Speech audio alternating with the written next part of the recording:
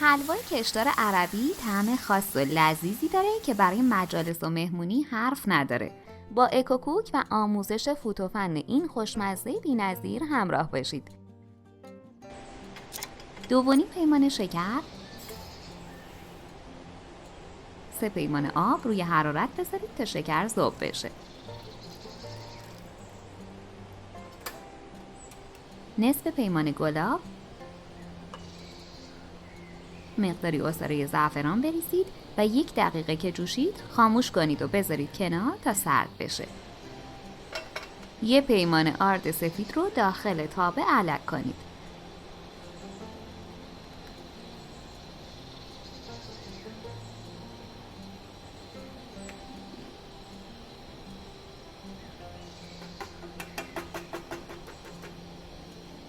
ده دقیقه با حرارت ملایم تفت بدید تا کمی تغییر رنگ بده و طلایی بشه.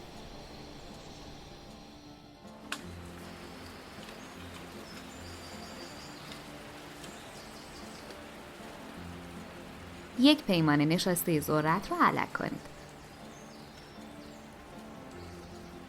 اگه میخوای اولین نفری باشی که به محض آپلود آموزش جدید ویدیومون رو ببینی، دکمه سابسکرایب و زنگوله کنارش رو حتما بزن. 5 دقیقه دیگه تفت بدید.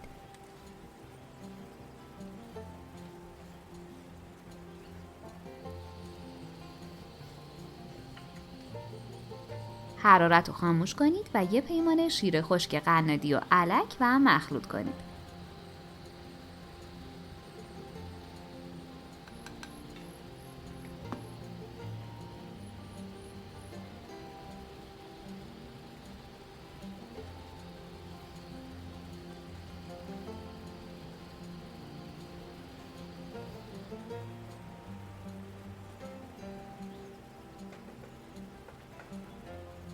مواد رو دوباره علک کنید و داخل تابه بریزید.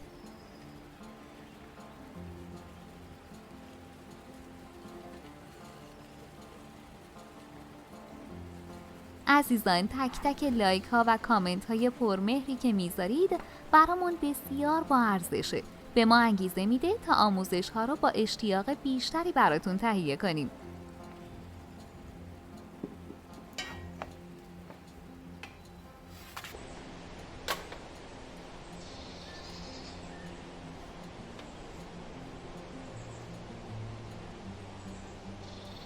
یک پیمانه مخلوط کره و روغن اضافه کنید و تفت بدید تا به رنگ دلخواه در بیاد.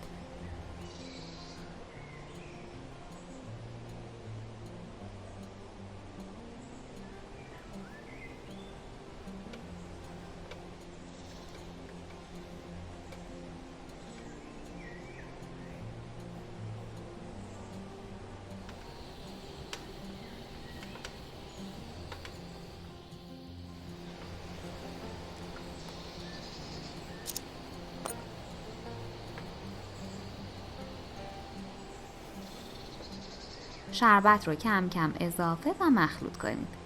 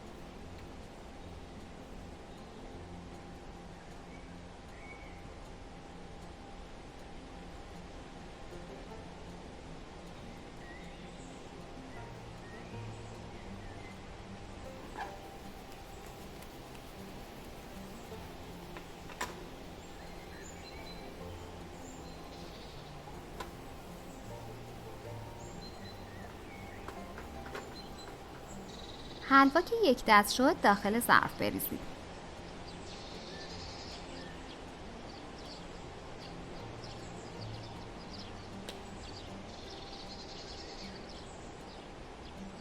به دلخواه تزیین کنید.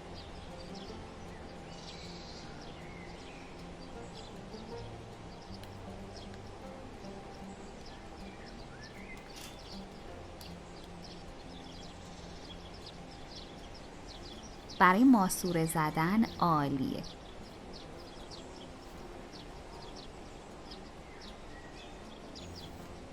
به این حلوا سوهان بحرینی یا عربی هم میگن. نوش جان.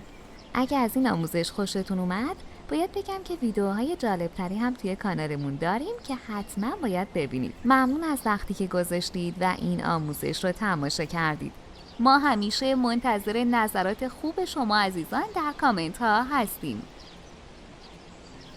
لطفاً برای حمایت از ما لایک و سابسکرایب رو فراموش نکنید.